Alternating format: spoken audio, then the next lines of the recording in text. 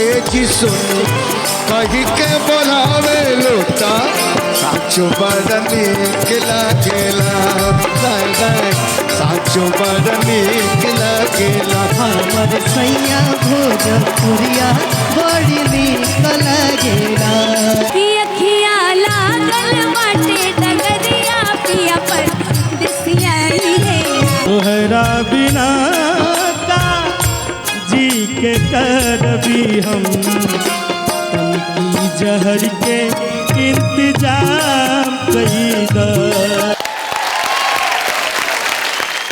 नमस्कार, प्रणाम, गोर लागतानी, सलाम, जय हो भोजपुरिया समाज के। हम बानी रक्षा गुप्ता आ समस्त भोजपुरिया जहां के हार्दिक स्वागत बा इस शानदार शो में, जेकर नाम है स्प्राइट माटी के लाल सुपरस्टार स्प्राइट गटक ठंड रख, powered by Shyam steel flexi strong TMT bars. सिर्फ मजबूत ही नहीं लचीला भी। जौन देख रहल बानी जा रहा लोग पसंद चैनल। पिछला हफ्ता देवी मैया के सभे लगौले गुहार, निमिया के डाढ़ मैया और छोटी मंदिर बानी होरी गोड़ कैसे के, ताकि आवे वाला सुपर फिनाले में मैया बनौले रहो इनका ऊपर दुलार। ई बेरी मुकाबला के अंदाज बदल गईल बा।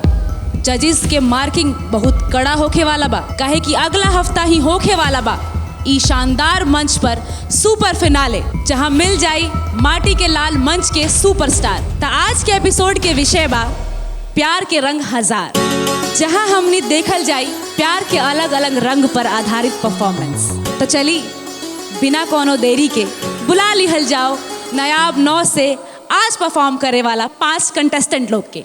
जोरदार ताली से स्वागत करिए इनकर। गाँव गाँव या गली गली में मच गई बशर, चल भैया दिखला दे के करा में बा कितना जोर। माटी के लाल सुपरस्टार। बारी बा हमनी के गुनी जजिस लोग के स्वागत करे के। शहद जैसन मीठा आवाज के मालकिन तृप्ति शाक्या जी। गाँव गाँव या गली गली में मच गई बशर, चल भैया। अतिथि के रूप में भोजपुरी लोक संगीत के एगो स्टार गायिका अनुपमा यादव जी। माटी के लाल सुपरस्टार।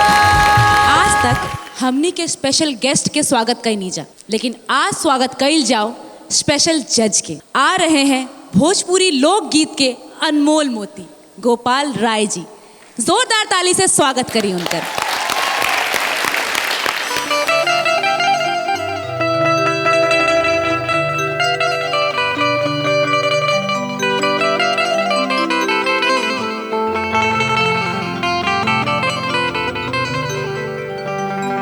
अरे ए जी सुनी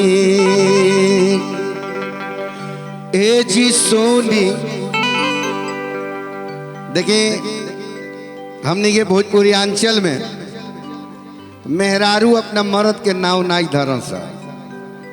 भोजपुरिया मेहरारू ए जी कही के बुलावेली सा।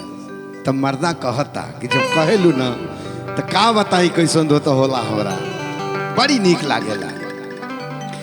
अरे ये जी सुनी ए जी सुनी ए जी सुनी ए जी सुनी कही के बोलावे लूता साचो बड़ा नीक लागेला साचो बड़ा नीक लागेला। ए जी सुनी कही के बोलावे लूता साचो बड़ा नीक लागेला साचो बड़ा नीक लागेला। हो मिठी बोलिया से माथाबा छुआवेलो, मिठी बोलिया से माथाबा छुआवेलो ता साचो बड़ा नीक लागेला साचो बड़ा नीक लागेला। ए जी सुनी कही के बोलावे लोता। आपकी तो शादी नहीं हुई है ना? नहीं सर, अभी तो नहीं हुई है। हो जाई तो मर्द के का कह के बोलेगू? ए जी सुनिए। ए जी सुनिए जी अपना सुंदर चेहरा लेके ए जी कहबू तब मरद तो जनाई कि एकदम बिना खैले ओकर पेट भर जाई। यही से कहे के बागे जी। फूल ही थरियावा में जेना सजाई के लगिए बैठलू जमचिया बिछाई के।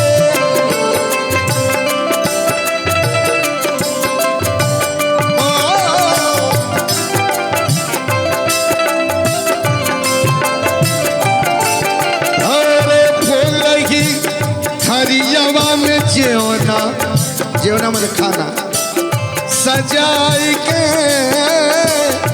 लगिए बैठलू जे मछिया बिछाई के। रस रस बेनिया डोलावे लू रस रस बेनिया डोलावे लू साचो बड़ा नीक लागेला। गुरु नहीं आके गुरु नहीं आके पनिया पियावेलू गुरु नहीं आके पनिया पियावेलू साचो बड़ा नीक लागेला। साचो बड़ा नीक लागेला। ए जी सुनी कही के बोलावेलू ए जी सुनी कही के बोलावेलू साचो बड़ा नीक लागेला। साचो बड़ा नीक लागेला। साचो बड़ा नीक लागेला। साचो बड़ा नीक लागे। साचो बड़ा नीक लागे। साचो बड़ा नीक लागेला। वाह, बहुत बहुत धन्यवाद। रउआ सबके ई माटी के लाल सुपरस्टार शो जोन बाटे जी। हर भोजपुरिया के, और चूंकि हम तो देखा तनी हर एपिसोड के इतना रंग लिहले कलाकार एकरा में बाने, अलग अलग कलर के।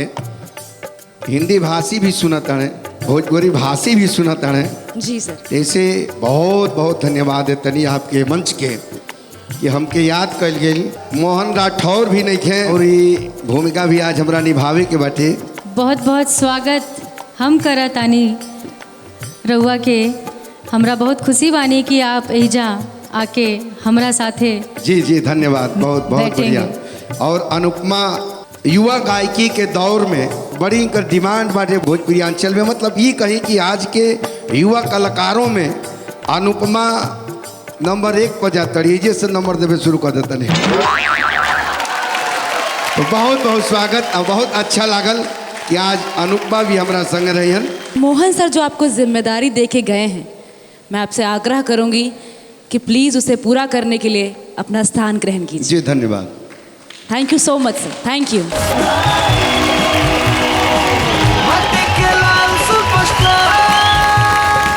एक मोहन गए दूसरे गोपाल आ गए जी। मतलब रहेंगे वही मैम।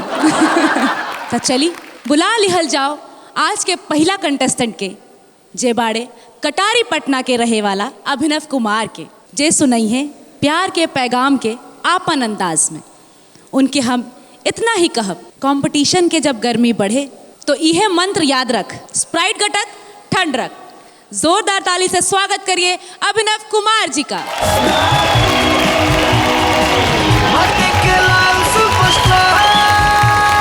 ईला स्प्राइट जी, स्प्राइट घटक और ठंड रख। एकदम। अरे वाह वाह वाह वाह हरिंदर भैया, जोड़ा वाह वाह वाह।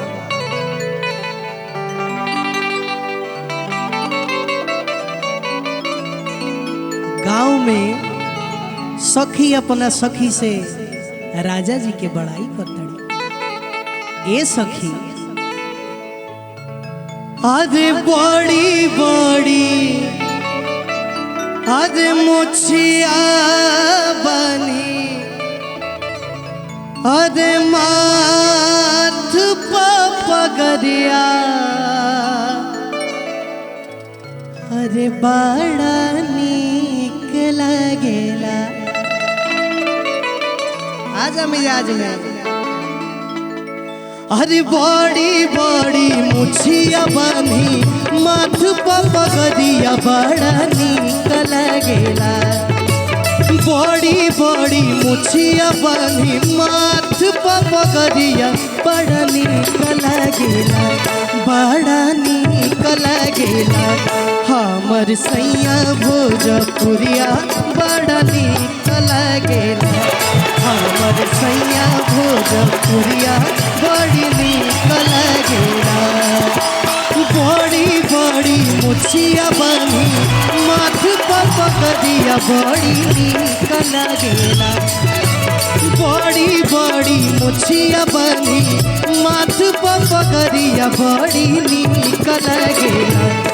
बड़ा नीक लागेला हमर सैया भोजपुरिया बड़ा नीक लागेला। हमर सैया भोजपुरिया बड़ी नीक लागेला। अरे जियो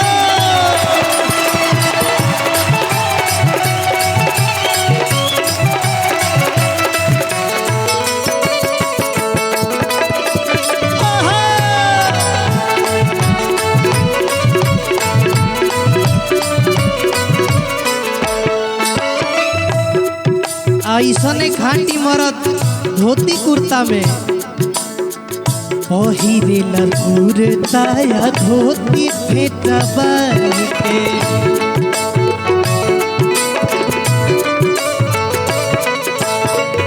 मोटी मोटी बहिया चलेला छाती तान के।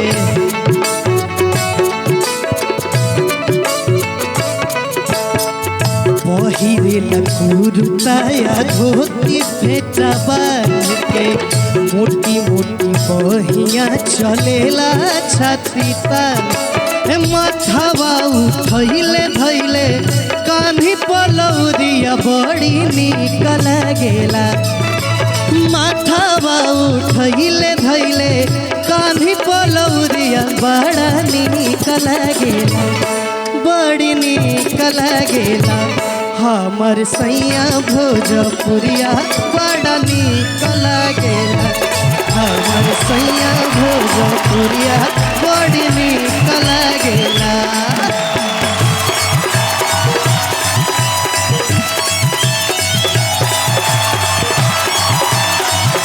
अरे औरी चपक के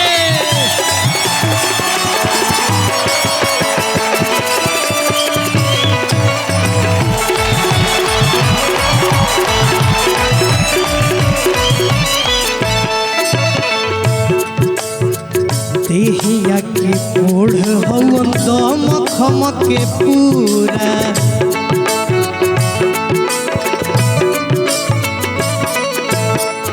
अपने के मालिक अपने के मजूरा।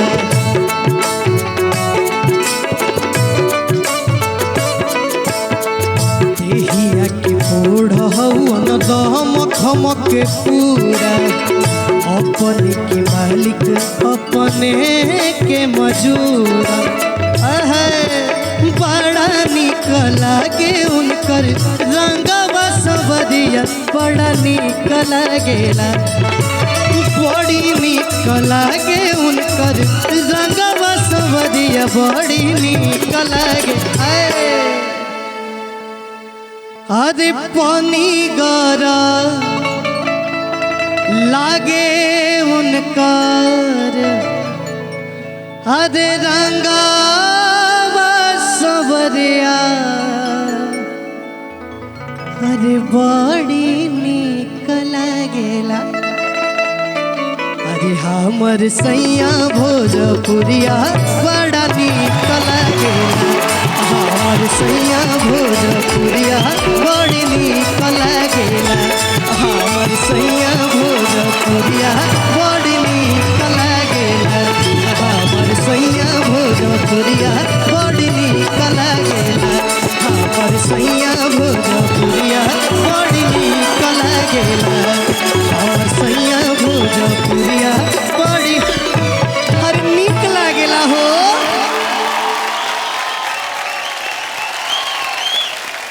हमर सैया अरे भोजपुरिया बड़ी नीक लागेला। मुझे तो बहुत नीक लगा। चलिए जजिस से जानते हैं कि उनको कैसा लगा। तृप्ति मैम। हमनियों के नीक लागेला धन्यवाद मैम। और आपको मार्क्स देते हैं 9 अंक। धन्यवाद मैम।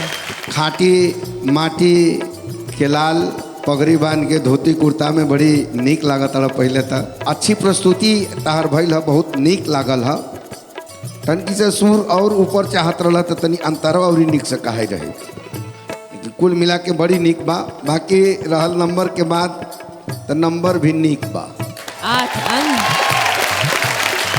पिछला गीत में हमने के बोलले भी रही कि जौन तू आज गावत हवा उमें कहीं ना कहीं गोपाल चाचा के झलक लौकता।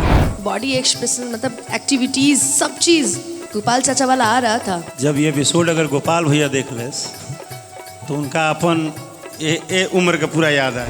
बॉडी लैंग्वेज बा ई गोपाल चाचा जी से मिलेला आ एक जना से और मिलेला गोलू राजा जी से। उ झलक हमरा के देखे के मिलल जौन तू धोती उठा के उ नाचत रहला। हमर सैया भोजपुरिया बड़ी नीक लागेला।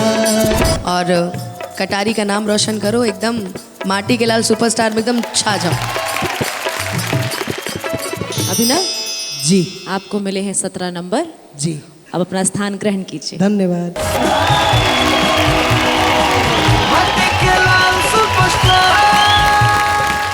इश्क वो नहीं जो दुनिया को दिखाया जाए, इश्क वो नहीं जो दुनिया को दिखाया जाए, इश्क वो है जो दिल में छुपाया जाए। कहीं इश्क छुपावल जाला त कहीं इश्क दिखावल जाला, और इहे हा प्यार के रंग हजार।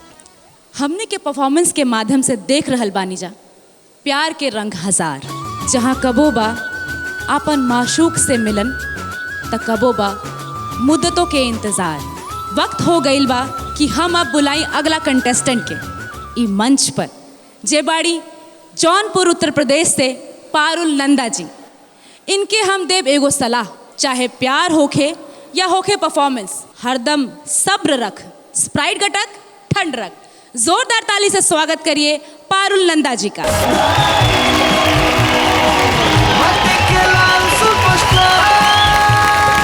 ईला स्प्राइट, स्प्राइट गटक ठंड रख। बिल्कुल।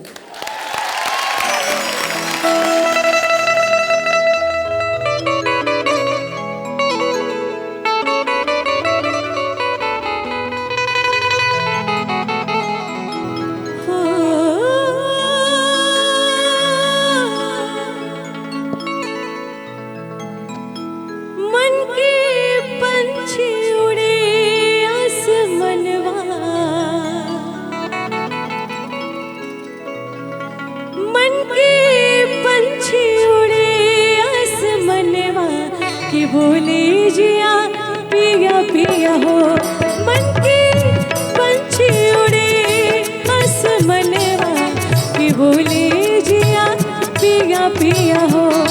माही छेड़े मोहे पगला पवनवा कि बोले जिया पिया पिया हो। मन के पंछी उड़े आसमनवा कि बोले जिया पिया पिया हो।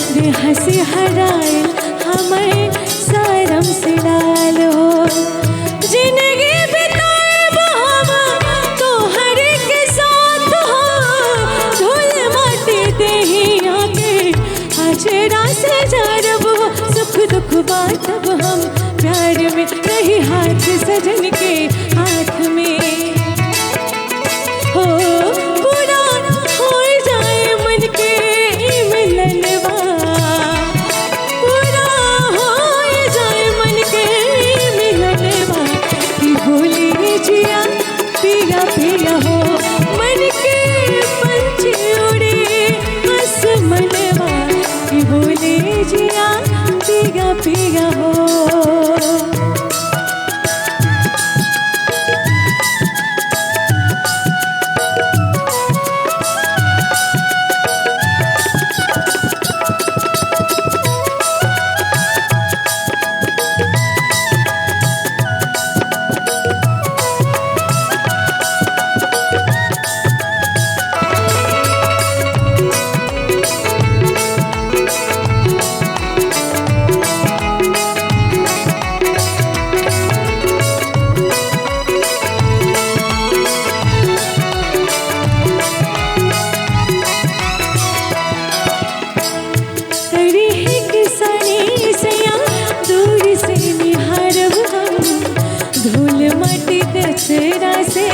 अचरा से झाड़ब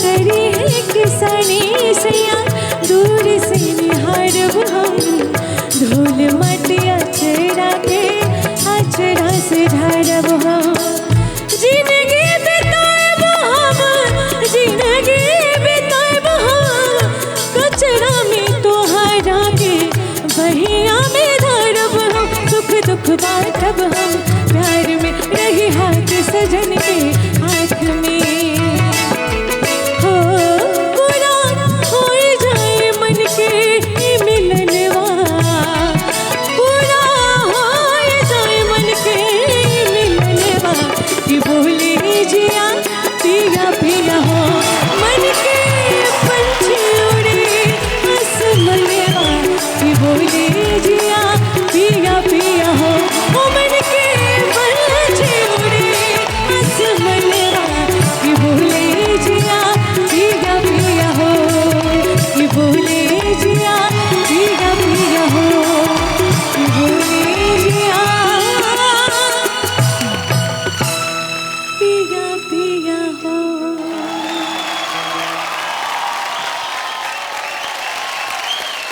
एगो गायक खातिर ओकर सबसे बड़ खजाना होला ओकर संगीत के साथ अटूट रिश्ता। वो रिश्ता तब और भी मजबूत हो जाला जब वो स्ट्रेंथ और फ्लेक्सिबिलिटी के साथ बैलेंस में बन जाओ। आज राउर परफॉर्मेंस में उहे बैलेंस लौकल बा। सही बात कहनी है रक्षा जी।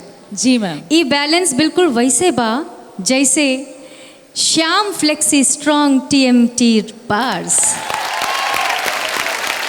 एकदम ठीक कहनी है रउआ। ऐसे ही रिश्तों की तरह श्याम स्टील में भी होला स्ट्रेंथ और फ्लेक्सिबिलिटी के परफेक्ट बैलेंस। सिर्फ मजबूत ही नहीं लचीला भी। मुझे एहसास हुआ कि तुम्हारा थोड़ा गला ठीक नहीं है, लेकिन उसके बावजूद तुमने कोई कसर नहीं छोड़ी है। बहुत ही अच्छा गाया है। आज की परफॉर्मेंस के हिसाब से 8 मार्क्स। जैसन कि यहाँ के बतौली हैं गला थोड़ा सा लगल बा यहाँ के, और बढ़िया हो सकेला गला फ्रेश रही था। थोड़ा सा एगो बात खाली कहब कि गला के कारीगरी उतने होके के चाहिए जो नेचुरल लागे, बनावटी पन्नत होके ओकरा में तनिको ई प्रयास रखे के चाहिए। बाकी बहुत बढ़िया नंबर हम देव 9 अंक। जैसा कि दीदी ने बताया कि आपका गला भी खराब है, कहीं ना कहीं वो थोड़ा बहुत ना आपके चेहरे पे दिख रहा था और वो आपकी गायकी में भी झलक रहा था कि आप थोड़ा बहुत नर्वस थे। बाकी ऑल द वेरी बेस्ट, खूब मेहनत करो। Thank you. आपको मिले हैं 17 नंबर और जजेस ने आपको बताया है कि किस चीज़ पे आपको ध्यान देना है। बिल्कुल। तो इस चीज़ का ध्यान रखिए और अपना स्थान ग्रहण कीजिए। Thank you.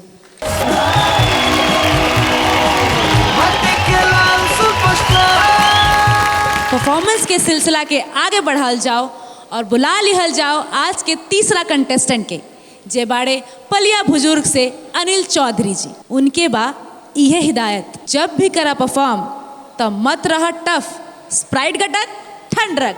जोरदार ताली से स्वागत करी अनिल चौधरी जी के।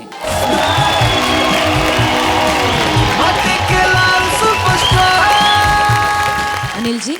जी मैम। मत ली परफॉर्मेंस के प्रेशर, ई ली स्प्राइट, स्प्राइट गटक ठंड रख। Thank you ma'am.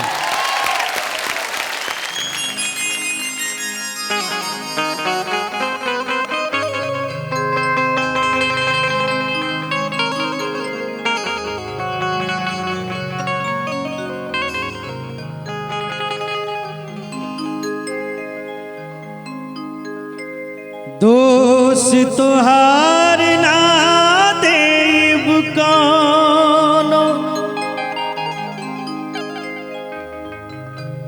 रख दिहालू तू प्यार अधूरा,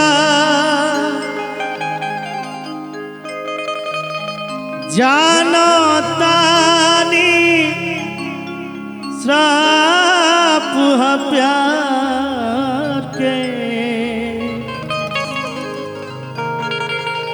एही से ना होला पूरा।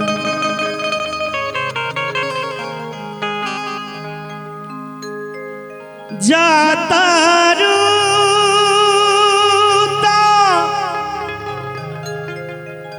हम नहीं रोकब, जाता रूता हम नहीं रोकब,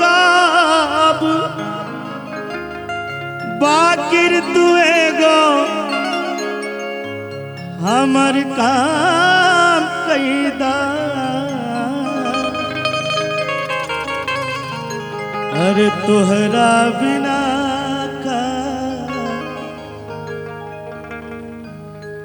तोहरा बिना का, तोहरा बिना का, तोहरा बिना का, जी के करबी हम तन की जहर के इंतजाम कैदा,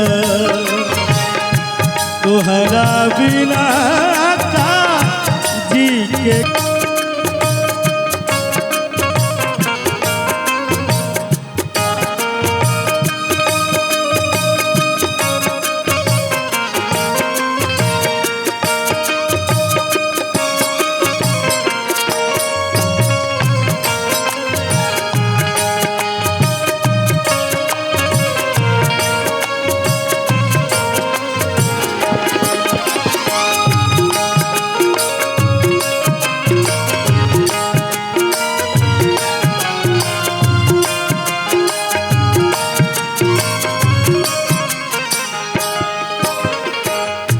तू ही बोला कैसे साहब प्यार के हो जुदाई, ओ हर तोहार उठी डोली, ए हर अरथी जाई,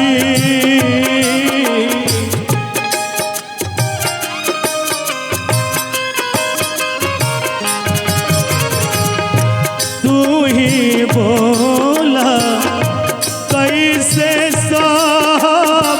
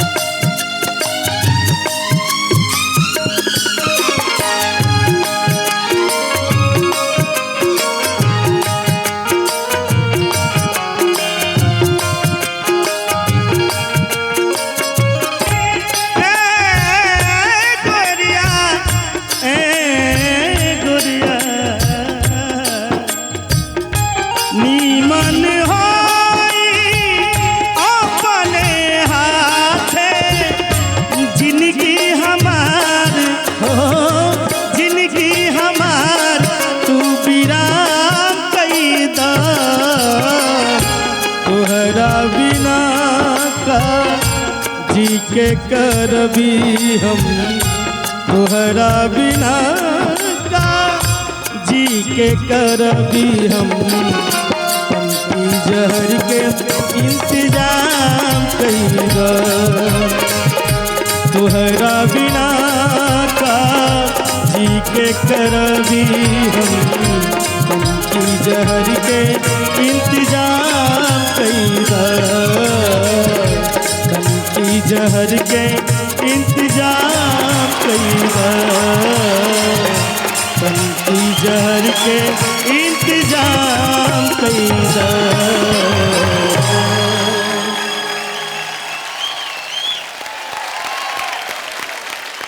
अभी भी उस मूड में हैं आप? थोड़ा सा वो फीलिंग रहती है, वो डूबना पड़ता है उसमें। ओके ओके, चलिए कितना आप डूबे हैं इस गाने के फील में ये जानते हैं अपने जजेस से। तृप्ति मैम, गाने का जो मूड था उस मूड को पकड़ के आपने बहुत सुंदर गाया। तुहरा बिना का जी के करबी हम। आज की परफॉर्मेंस के हिसाब से आपको मैं 9। हम अपने खाली कहब जौन गौला गीत तू हमार गावल गीत था जी। और हमसे भी अच्छा गौला।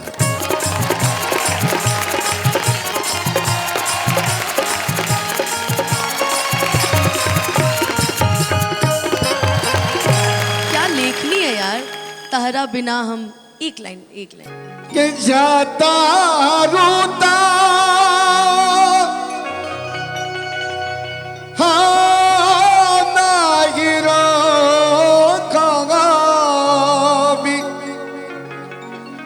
जाता रोता हम नहीं रोका,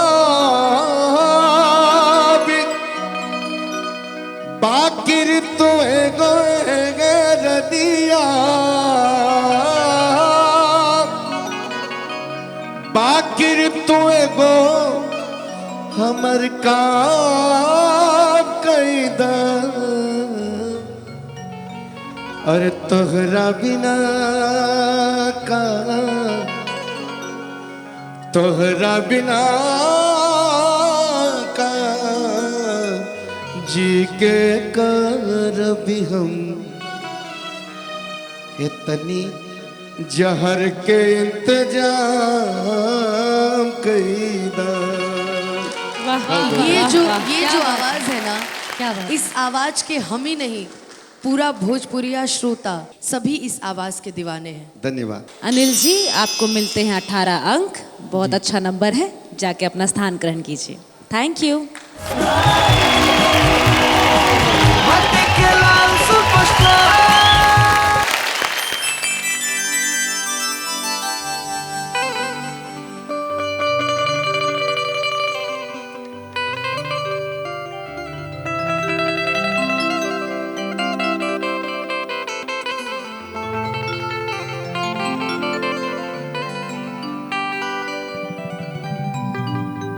भैया ये गीत आपका चरण में चढ़ाओ तनी। हो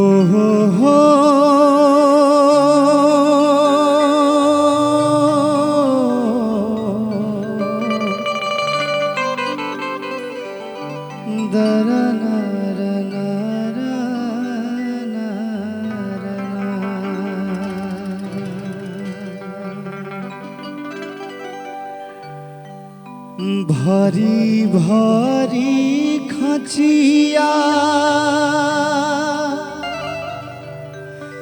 निरावे गोरी घसिया के,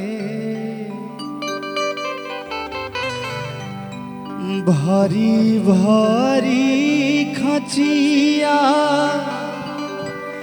निरावे गोरी घसिया से, गावेली बेदानवा के गीत रे विदेसिया।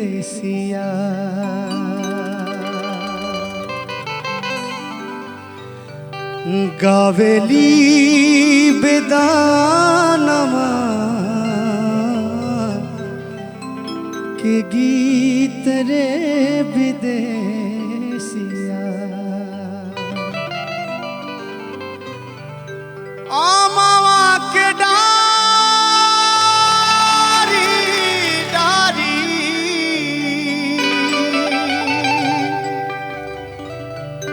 लगले टिकोरावा से पाकी पाकी पियरा भइल रे विदेशिया।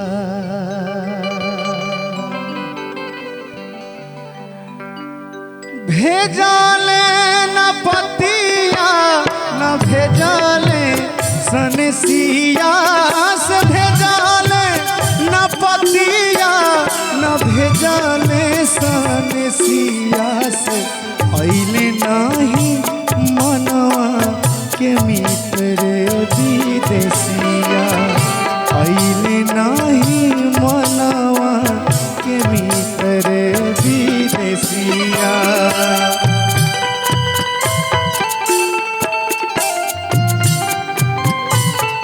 जय हो बाबा जय हो।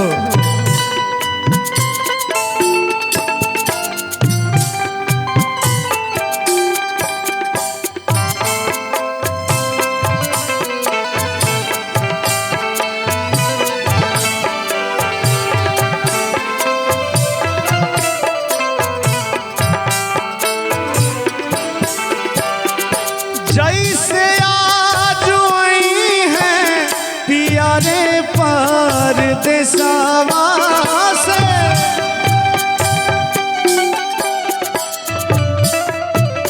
हर जैसे आज आई है पियारे परदेसवा से।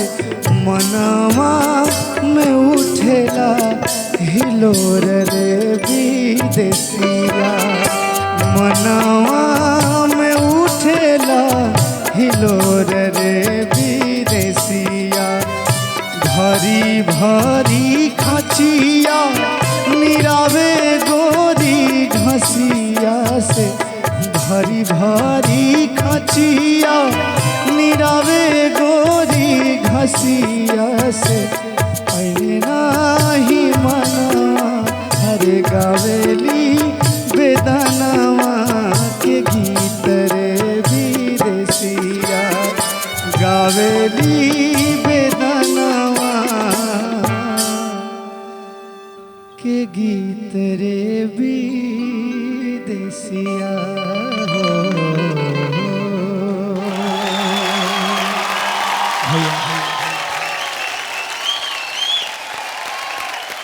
स्टैंडिंग ओवेशन मिल गई है। पता है हमें कि जजेस को बहुत अच्छा लगा है, लेकिन फिर भी उनके शब्द हम सुनना चाहेंगे। तृप्ति मैम। मुझे तो लगा ही नहीं कि ये वही टीएन चतुर्वेदी हैं जो एलिमिनेट हो गए थे, और अब जब वापस आए हैं तो एकदम पूरी भरपूर तैयारी के साथ आए हैं। आज इतना अच्छा गाया आपने, भाव सुर लय सब कुछ एकदम सधा हुआ।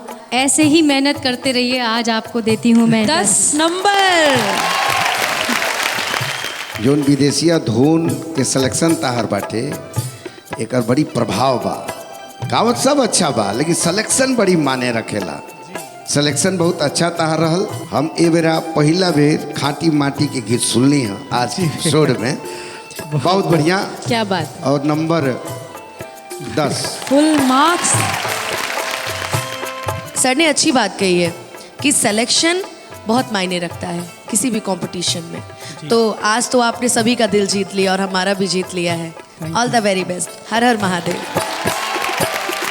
फुल मार्क्स मिल गए हैं आपको, और आते ही छक्का मार दिया है आपने सीधा। मैम ने मुझे एक बहुत सुंदर बात बोली पिछले एपिसोड में। हाँ जी। कि गायकी में उतना ही सुर लगाइए जितनी ज़रूरत है।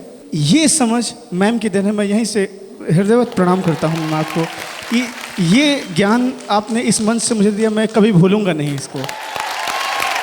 Thank you so much Tripti ma'am, बहुत बहुत शुक्रिया आपको। कि आप हमारे सारे कंटेस्टेंट को इतनी अच्छी अच्छी बातें बताते हैं, सिखाते हैं। टीएन चतुर्वेदी जी, खुश हो जाइए और जाके अपना स्थान ग्रहण कीजिए।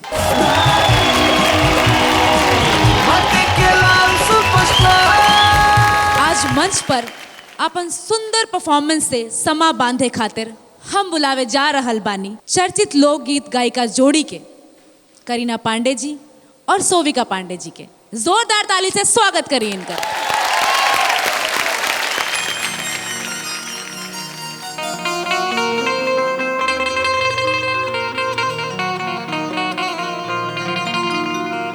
वाह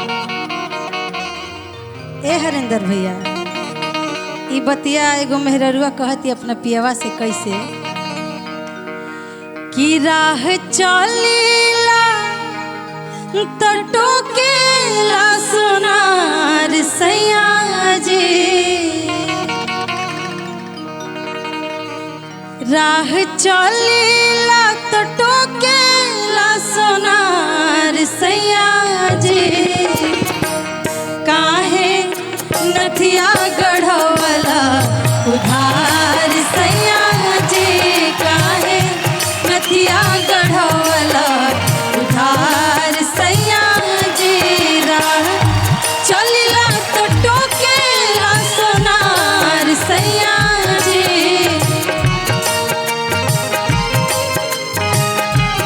बहुत सुंदर हरिंदर भैया। राह चलिला तो टोकेला सोनार सैया जी, काहे नथिया गढ़वला उधार सैया जी, काहे नथिया गढ़वला उधार सैया जी।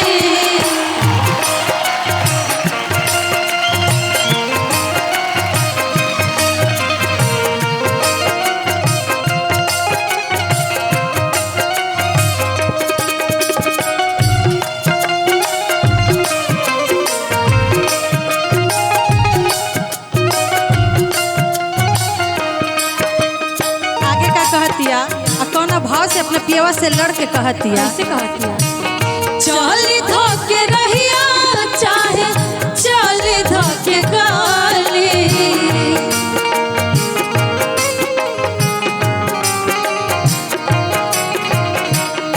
कहला कि हेने आवा आवा हेने काली,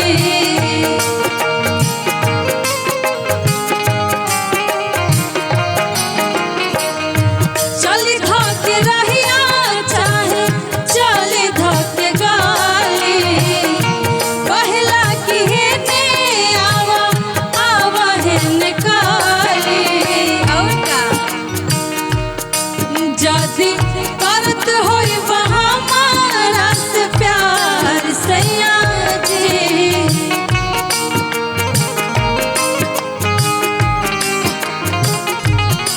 जदी करत होई हमारा से प्यार सैया जी, जाके अजुए चुका दो उधार सैया जी, जाके अजुए चुका दो उधार सैया जी।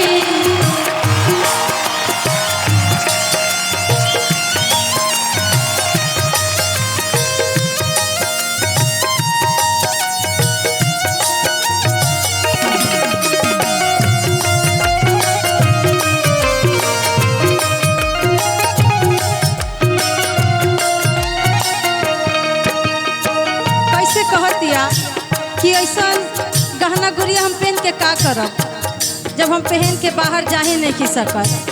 का भाव बा भैया, साची सवारी जब पहने हम गहना,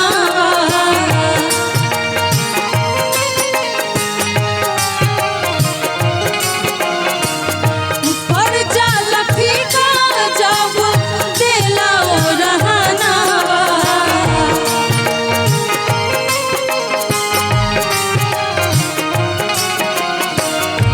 साची सवारी जब पहने हम गहना,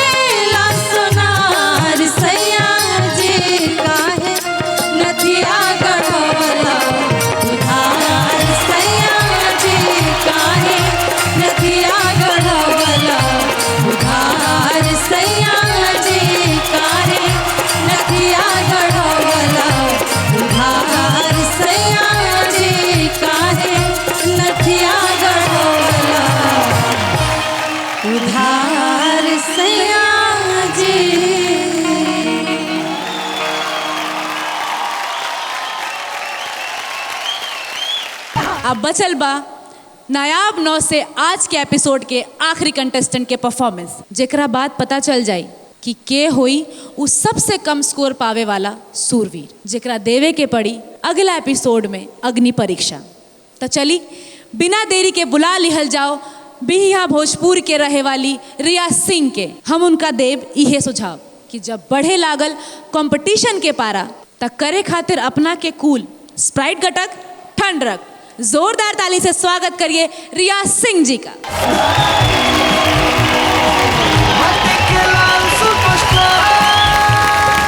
ये लीजिए स्प्राइट घटक ठंड रख। एकदम ठंडे पानी।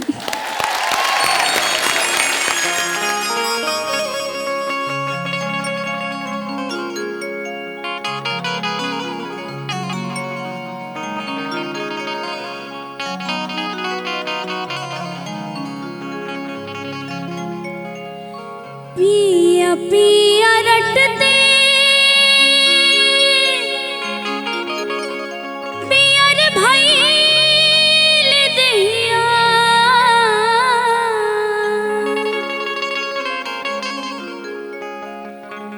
कि लोग कहे पियरी के रो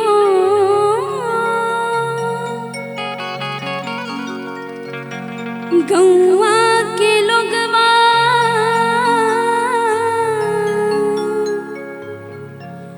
मरमियो न जानेला की नहीं भइले गबना।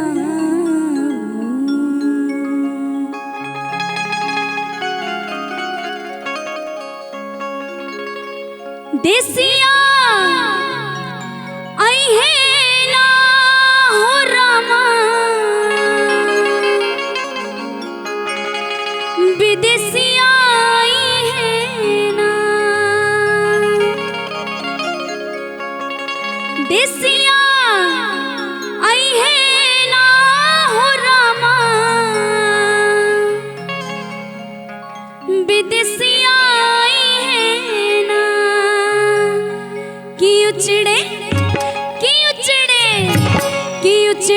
का गावा हो गनवा पिया पर देसिया आई है, कि उचड़े का गावा हो गनवा पिया पर देसिया आई है ना, देसिया आई है ना हो रामा, विदेसिया आई है ना, देसिया आई है ना हो रामा, विदेसिया आई है ना, कि उचड़े का गावा हो गनवा पिया पर देसिया आई है ना, कि उचड़े का गावा हो गनवा पिया पर देसिया आई है ना।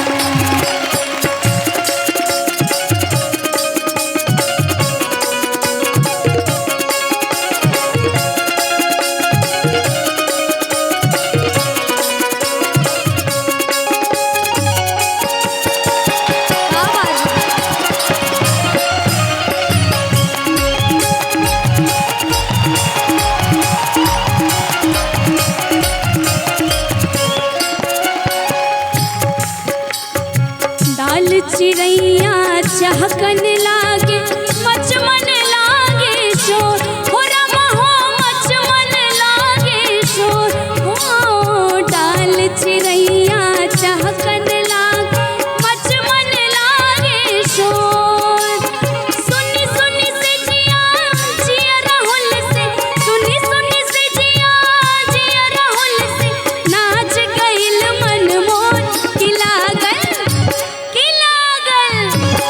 लागल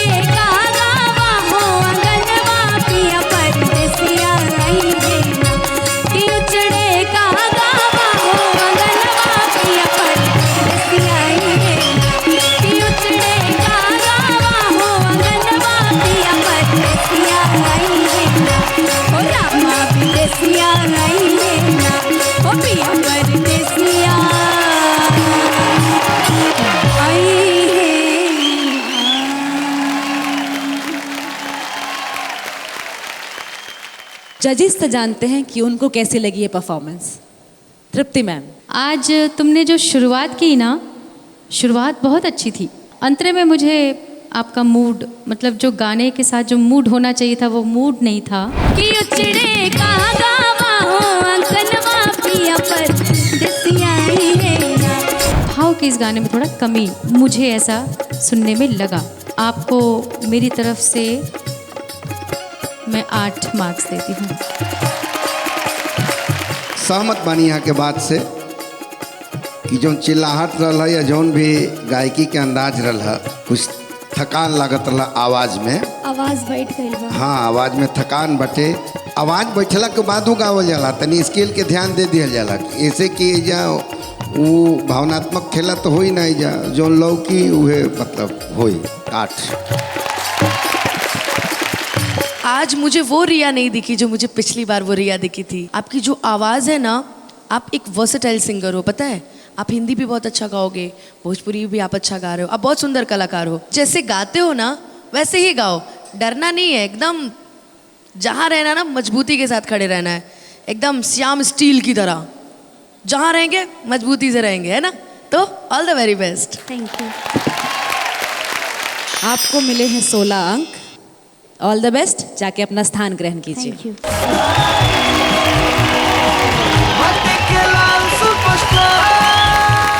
सभे आपन आपन तैयारी के हिसाब से लगा ले बाड़े आपन सुर के बाजी। जजेस लोग भी दे देले बाड़े सबके परफॉर्मेंस के हिसाब से स्कोर्स। गाँव गाँव या गली गली में मच गई बशर, चल भैया दिखला दे के करा में बा कितना जोर। रिया सिंह बाड़ी स्कोर बोर्ड में सबसे नीचे। अब पहुंच गई बाड़ी सीधा अग्नि परीक्षा राउंड। उनके देवे के होई अग्नि परीक्षा। यदि वो हो जाइए सफल तो सुपर फिनाले वीक में उनका सफर रही जारी, ना तक करे के पड़ी घर जाए के तैयार। काल आइब प्यार के और नया नया रंग देखे खातिर ई शानदार शो में हमनी के रही इंतजार। देखत रही भोजपुरी संगीत के ई शानदार शो स्प्राइट माटी के